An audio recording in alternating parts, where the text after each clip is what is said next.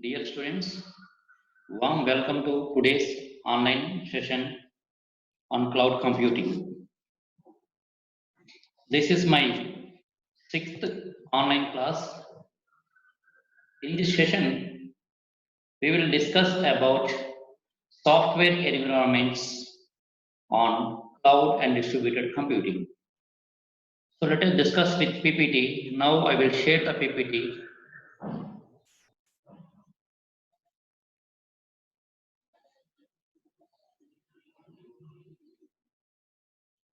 Software environments for cloud and distributed systems. So this is the last but one topic in Unit 1. Let us move to the topics covered under these software environments for distributed and system and cloud computing techniques. We have been discussed course outcomes in first class, so that's why I skipped this one. Topics to be covered in software environments for distributed systems and cloud computing are three topics listed over here. The first one is SOA, stands for Service-Oriented Architecture. So SOA also includes web services and RMI Corba. These topics also discussed, which are covered under SOA. Another one is trends towards distributed operating systems. What are various types of operating system trends available in the market for distributed operating system? We will discuss in this class. And the last one is what are various programming models available in cloud computing which can support for parallel and distributed programming. So these three topics we'll discuss in this today's class. Let us move to another slide. Software environments for distributed systems and clouds. Now we will discuss about software environments. There are three different software environments which are effectively using in distributed and cloud computing systems nowadays. Those are listed here. The first one is SOA, stands for Service-Oriented Architecture. This is a software service. And the second one is web services. This is a layered architecture. Simply we can call as a web services. Example is Amazon Web Services. It's simply called as AWS Cloud Amazon Web Services. WS stands for services. So one of the example for web services is JavaScript and XML. These are well familiar languages we are using for developing the layered architectures in web services. Next, another one is RMI, stands for Remote Method Invocation. So this is a Java concept. This can be used for accessing the client and server through remote. That is called as the RMI, Remote Method Invocation. And the last one is Corba. Corba, CORBA, stands for Common Object Request Broker Architecture. This is one of the familiar middleware technology which can be used communication among various services. So these three will consider as a software environments which can be applicable for developing applications in distributed and cloud computing techniques. Now let us discuss briefly about all these three here. Now move to another slide. SOA. What is SOA? We already discussed SOA stands for. It is a service-oriented architecture approach. It is one of the design approach in which the applications make use of services available in the network. The applications make use of services available in the network. Consider an AWS application, consider In the networking, there are many services are hosted in the. So to access those services with the help of a particular well-developed or defined application, we can use one service that is called as a SOA, Service-Oriented Architecture. Generally, this service-oriented architecture is used to build grids. Grid is nothing but a collection of servers which are interconnected together to form a group that is called as the grid. And clouds also, we can use this for building clouds or for building uh, grids. We use the services of SOA, Service Oriented Architecture. Sometimes we need to build grids of clouds, clouds of grids, and clouds of clouds, and these combination also well built by the utilization of service-oriented architecture. So that's why we can consider SOE is one of the familiar service-oriented approach. It is a design approach which can be used to perform various applications which are hosted onto the network. Let us see the evaluation of SOA, how it will comes. So what is the where it was started and how it was now we will discuss now.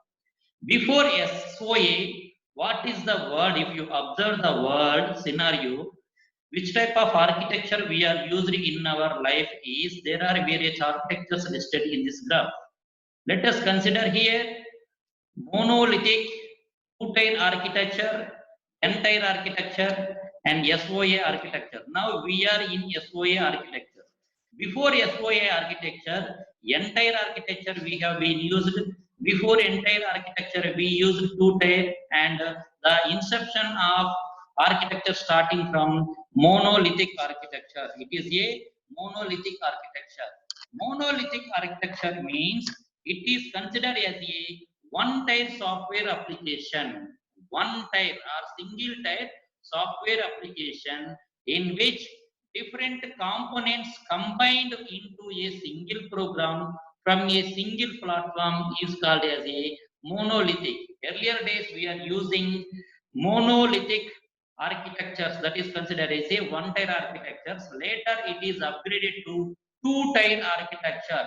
In this two tier architecture, the communication among two devices, namely one is client machine and the second one is server machine. So there is a communication between client and server that is considered as a two tier architectures. If you want to communicate client and server remotely, we can use two tier architecture technique only. Next, it is further upgraded into three tier architecture. Later on, it can be moved to n tier architecture.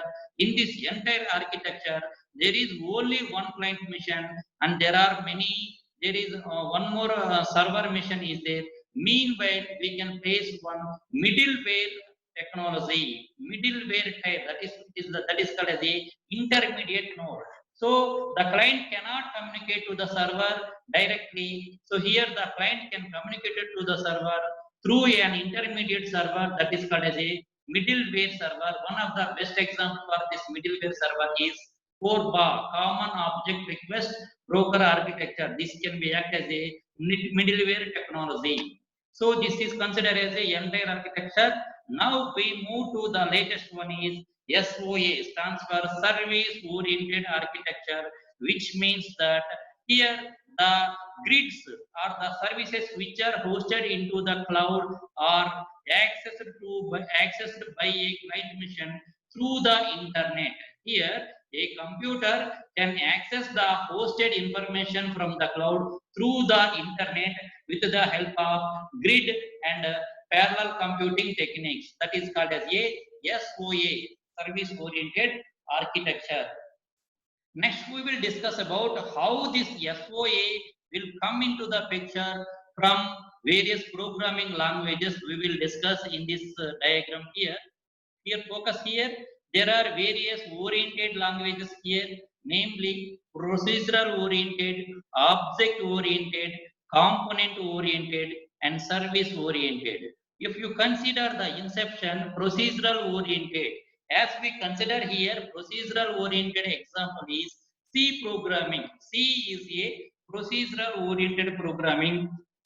The C procedural oriented programming is moved to object oriented programming. Here C++ or Java is were well familiar languages which can be effectively used in the services of object oriented programming languages. Further, the object oriented programming languages move to component oriented programming languages. Further, these component oriented programming languages move to service oriented programming languages. Here we can consider as a SOA, service oriented programming language. We have seen the various levels of upgradation of the language from procedural oriented to service oriented have been discussed in this diagram. Next, move to another slide. How SOA will come into the picture, we will discuss with a simple example. Consider an online store, a website. The website can host online shopping. So they are hosting one services into the internet, into the cloud. So through the cloud, they can access these services over the internet. And here, the website is selling gadgets, various gadgets they are selling through online. So they need one platform for hosting their gadgets which they want to sell, and they need to contract or they need to interact with a cloud service providers like Amazon Web Services. The Amazon Web Services is one of the well familiar retail store, and they are providing a space for the end users or customers to host their services into the cloud. Here, a website is hosted into the services, hosted into the cloud with the help of the internet. Whenever we want to track, whenever a person want to track the tracking service, where it is the status of tracking service and the status of received services or inventory services, that means that the ordering services and checked out services over the net, they can use the services of SOA and finally move to serving its customer. Suppose let us consider a simple example. If through a online store, if you book a laptop through Amazon Web Services website, through Amazon website retail store, if you want to track what is the status of your order, then you can effectively utilize the services of SOA. SOA will provide the services of the tracking ID way, and the with the help of the tracking ID, you can able to locate and you can able to find the tracking status of your booked order, and finally you can get the invoice copy after completion of the services. So this can be done, these services can be done with the help of a SOA. Let's move to another one. Here, SOA stands for Service Oriented Architecture. Once again, we will briefly discuss about what is service and what is service oriented and what is service oriented architecture.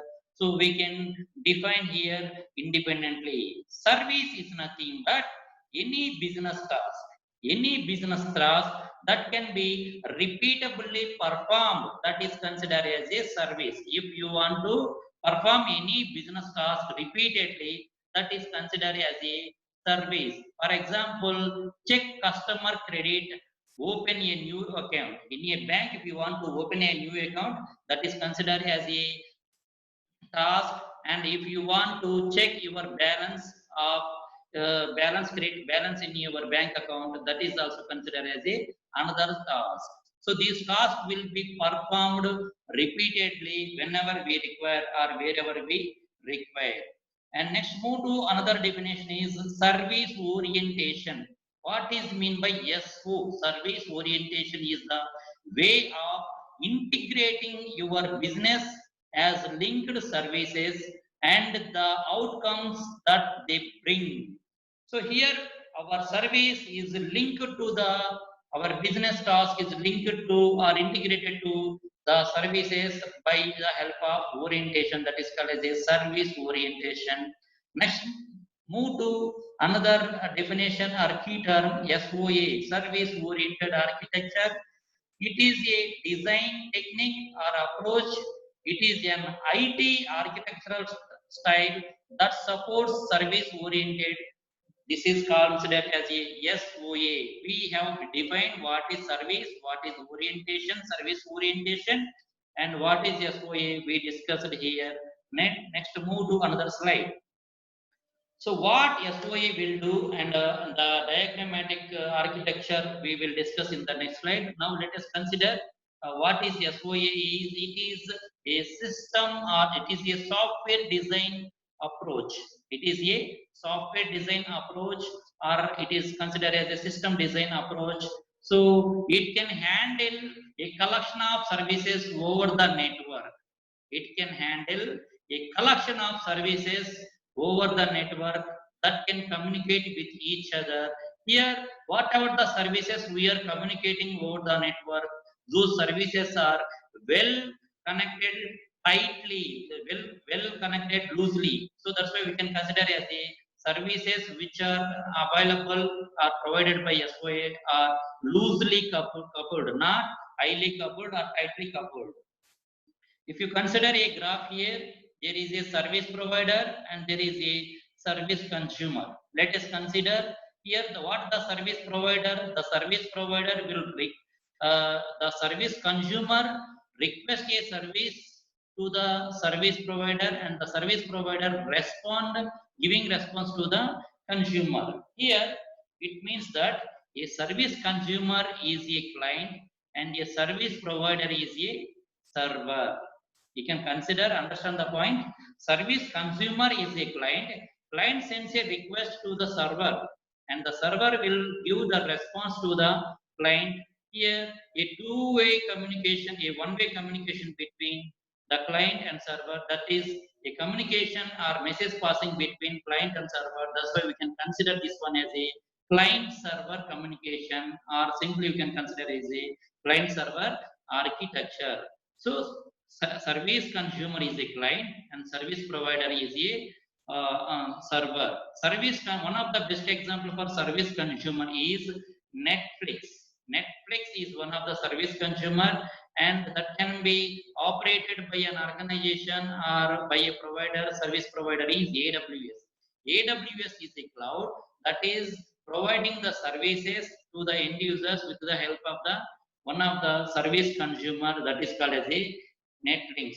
So the end users can watch movies or entertainment channels, can access through Amazon Prime or through Netflix to access the movies over the service provider by AWS. Consider the architecture or the operationals and various components we will discuss here. What is SOA and what are the components, and how the internal processing will execute. Let us discuss in this slide.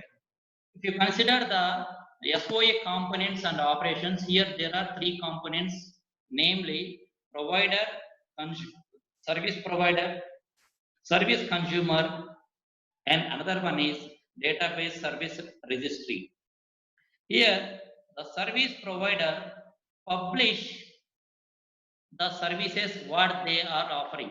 Consider here, consider an applications B, here application A. The service provider consider an application of airline, car rental, or hotel.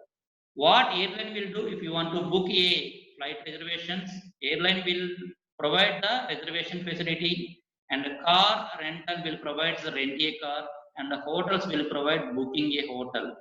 So these are various applications here we are using. Consider, take an application. Here the service provider will publish whatever the applications he is having with you. He want to publish those applications or services what they are really providing into the service registry. Here the service registry maintained by the organization or a cloud. So the service registry, they will give some rules and regulations what is the cost, how they can use, and what are the requirements for effectively utilizing the airline services or car rental services or booking a hotel services. This full description will be available in the service registry.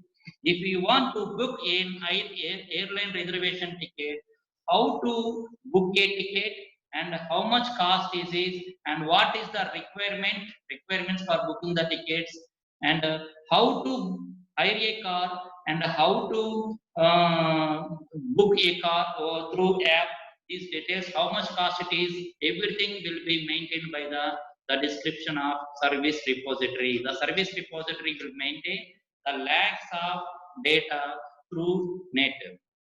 So the service provider, whatever they want to host, they want to publish their their application, simply they will publish over the service registry. The service registry will provide the requirements, what exactly they required, and what exactly the cost it is, and how we can utilize the services and how it can be benefited to the customers clearly. It will give the clear picture. And the service consumer here, the service consumer is considered as a traveling agent. Suppose, for example, airline is an application for airline maintaining the airline. There are various traveling agents. What is the duty of traveling agent? The traveling agents are having various networks and various groups.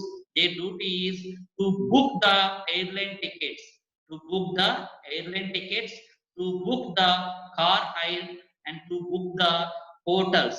So a service agent or an applicant from the service consumer, they always provide some services, whatever the hosted or published into the cloud, and they can discover, and they can find the services which are offered, and they can effectively utilize the services over the network. And here there is an internal contract between a client mission and the server mission. Like here, there is an interaction between service consumer and interaction between a service provider by sending the response and request. And finally, we can conclude that the communication over here client and server through a remote access, that is called as a SOA component. If you consider the SOA architecture, there is a service broker and a consumer considered as a client, and a provider is a service providers. And what the service providers will do, they will publish their services over the internet or in the broker through the third party, and whatever the services available, and they can access the services through a network or through a internet with the help of the clients, that is called as a SOA architecture. And there are three components which are familiar in SOA architecture, namely service provider, service consumer, and service registry, as we already discussed over here, and we will discuss these in web technology subjects, or will give clear explanation about all those. Let's move to another one is service-oriented architectures. Two major roles are providers and consumer, as we already discussed. What is the duty of provider and what is the duty of consumer? Let us discuss in this slide. What is the duty of service provider is, a service provider is the owner or is the maintainer of a service, or he can act as the organizational owner. The organizational owner is considered as a service provider. What is the duty of the owner, or what is the duty of the maintainer? The owner will make available services for others to use. Whatever the services the organization is providing, those services they are published through the host. To advertise the services, the organization people will advertise their offered services, and they provide or publish them in the registry. Whenever they require and wherever they require, they can provide the access also. And finally, they can give some privileges, how to use it, and what are the requirements for effectively using the services, and how much cost, rental cost per month, per year, for utilizing the services over a period of time, thus will be maintained by the service providers. Next, move to another one is service consumer. A service consumer can locate the service metadata in the registry and develop a required client components to bind and use the services. Best example is Netflix, Amazon, Prime. These are well familiar service commands, and Amazon Web Services is one of the familiar example for service provider. AWS, Amazon Web Service, is one of the familiar cloud service provider, and Amazon Prime and Netflix are one well familiar service consumers for AWS. This is the example for service oriented architecture definitions. Next, we will discuss about what are the benefits of SOA. There are various benefits of SOA, service oriented architecture. So some of the benefits will be listed here. The first one is reuse. Sometimes the service providers may reuse their services whenever they require, wherever they require through the internet. So that is considered as a reuse their services, and the services they are offering are independent technology. That means that they can effectively use the languages which are supports for independent technology like Java. So one of the best feature of Java technology is Java is a platform independent. That's why they can use independent supported programming languages for implementing their SOA services. And evaluationary approach also one of that one. Even if you consider from 1D, 2D, 3D, and ND, that means that one tier architecture, two tier architecture, three tier architecture, coming to the entire architecture. Next, we move to SOA architecture. So these evaluationary approaches also, for all approaches, it can be supported SOA. Next, risk mitigation. So risks, many risks will occur over a period of time. These risk factors can be rectified with the help of SOA. So by utilizing their services or softwares which are applicable into the market. And the cost savings also one of the familiar advantage, and many more advantages infrastructure will be listed here. Next, there are some limitations of utilization of this SOA. The first one is high cost. It is very expensive in terms of HR, human resource, whereas the development of services and the technology, whatever we are using, XML and web services and RMI. So for that, we need to spend lakhs of rupees or crores of rupees. So that's why high cost is one of the drawback or limitations of utilizing SOA. And next one is extra overload. In software, in service-oriented architecture, all the inputs measures are validating before it's sent to the services. That means that, so for that extra overburden, that means that if you want to do some validations using Java script, so that is the extra burden for providing the services. And next one is high band width servers we require for maintaining or sending the data over a period of time or communication among various services. High bandwidth servers also we need to maintain. So these are various drawbacks or limitations of SOA. So friends, as of now we discussed SOA architectures and what is SOA and what are various benefits of SOA we discussed. Next we move to another one is well familiar services is web services. Consider as a web services. Consider an example Amazon Web Services. The name itself web services. Amazon Web Service is one of the familiar cloud provider. Cloud provider. What is web services? We will discuss now. This is related to web technologies topics. We will cover all these. Web services are XML based information.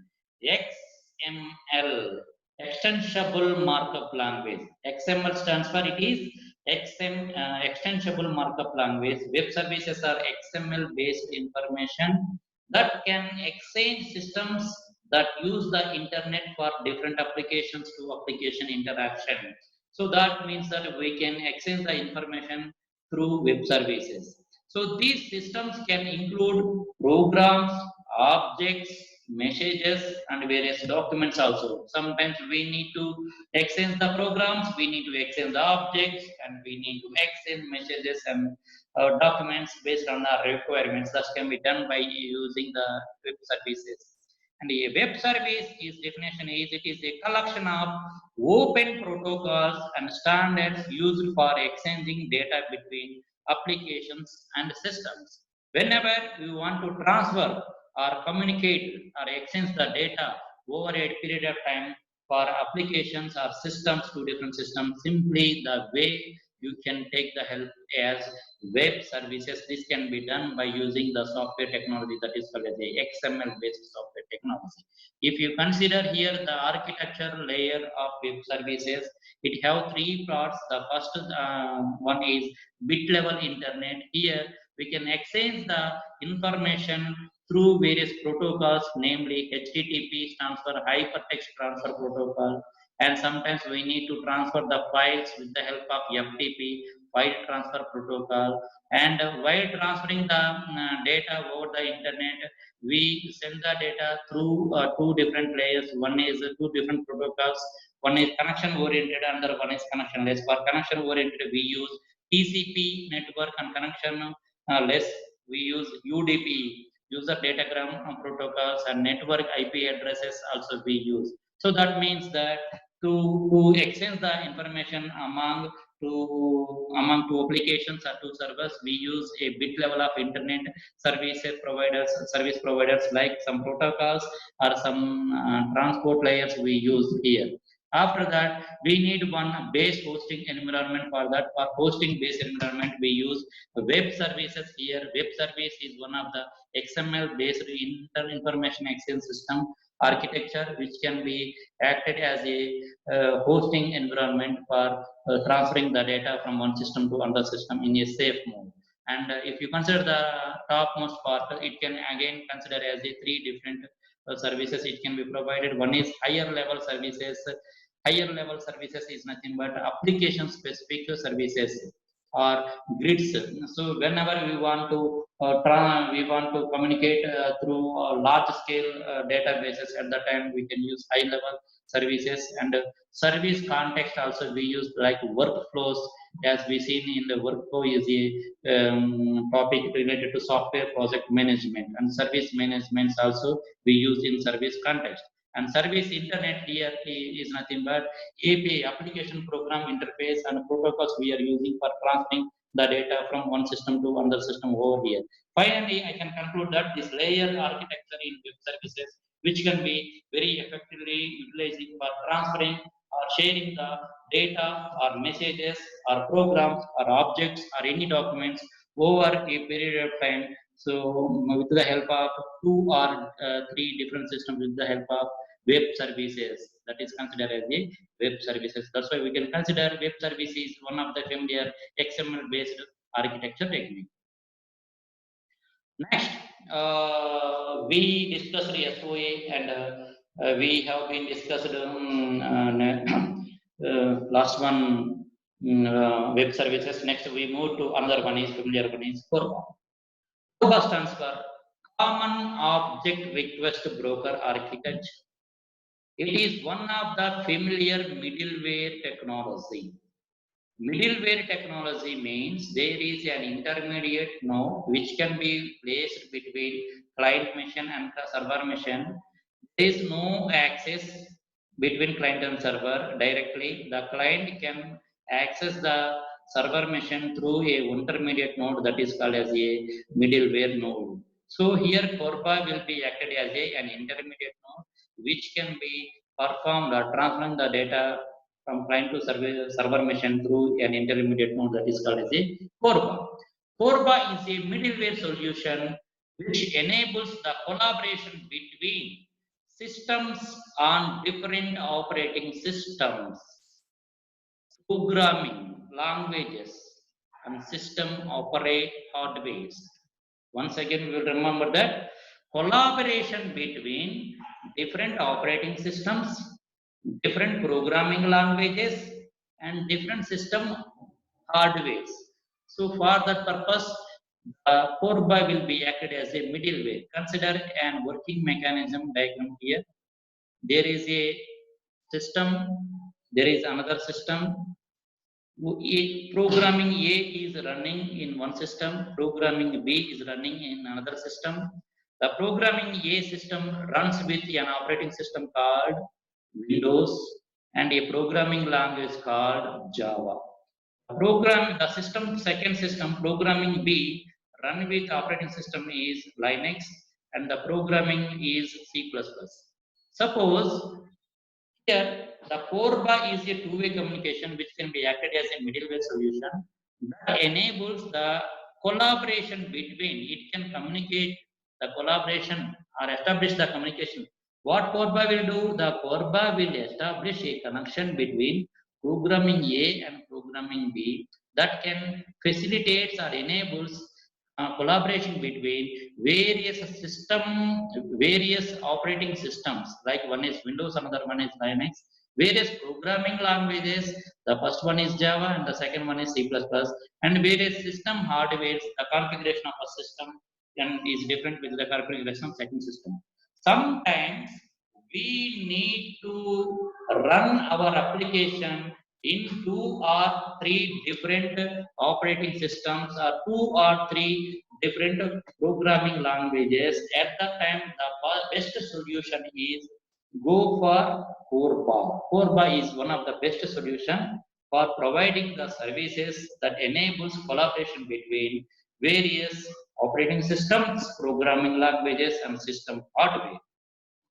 And here the Corba is using one of the famous standard protocol for performing this task. The protocol name is IIOP protocol. IIOP protocol stands for Internet Inter-ORB protocol. The Internet Inter-ORB protocol is used in Corba for performing these tasks. Like consider an example of a distributed programs. The distributed programs written in different programming languages to communicate over the internet. Through that protocol only, it can establish the connection among two different operating systems, two different programming languages, and two different system hardware. So this is finally we can conclude that COBA is considered as one of the familiar middleware language or technology. Next, another one is RMI. RMI is also one of the service environment, software environment technology, which can be provided for cloud as well as grid computing technology we can use. RMI stands for Remote Method Invocation. Remote Method Invocation. If you consider the RMI architecture, there is a client machine and there is a server machine. The client is maintaining one client side, we are maintaining one stub. The server side, we are maintaining one skeleton. The stub and the skeletons are which can be used as objects which can provide the communication from client to server. The client will maintain a stub, whereas a server will maintain a server. Here the stub and skeleton will communicate through internet only. Through internet only.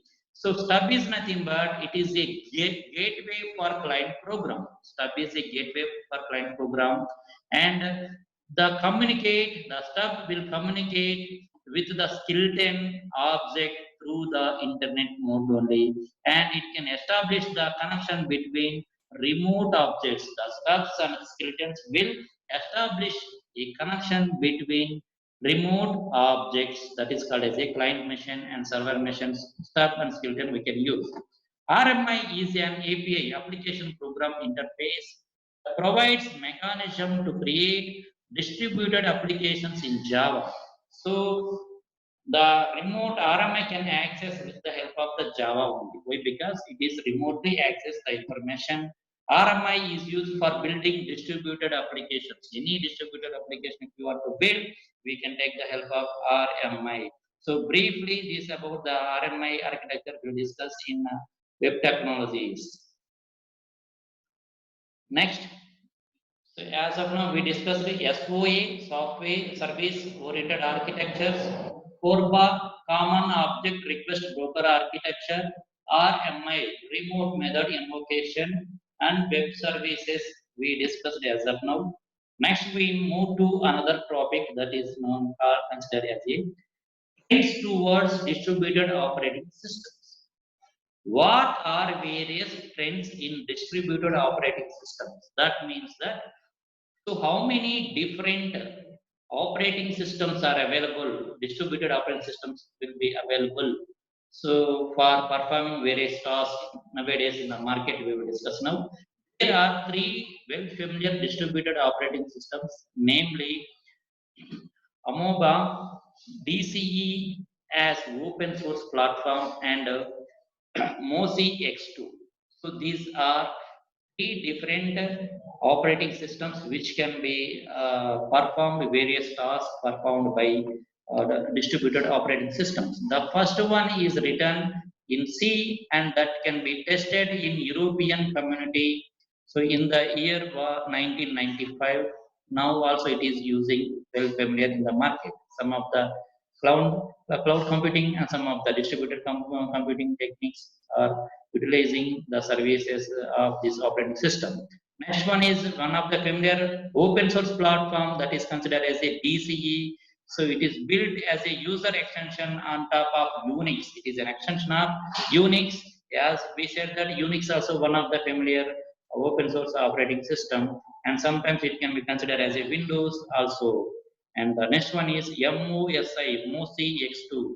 So this is Linux clusters developed in Hebrew University in 1977. Now we can consider this one as used very effectively in the GPU clusters and also HPC clusters. Also, HPC stands for high performing computing. In high performance computing, also we can use these three are well familiar distributed operating systems. Next, we will move to another topic is parallel and distributed programming models.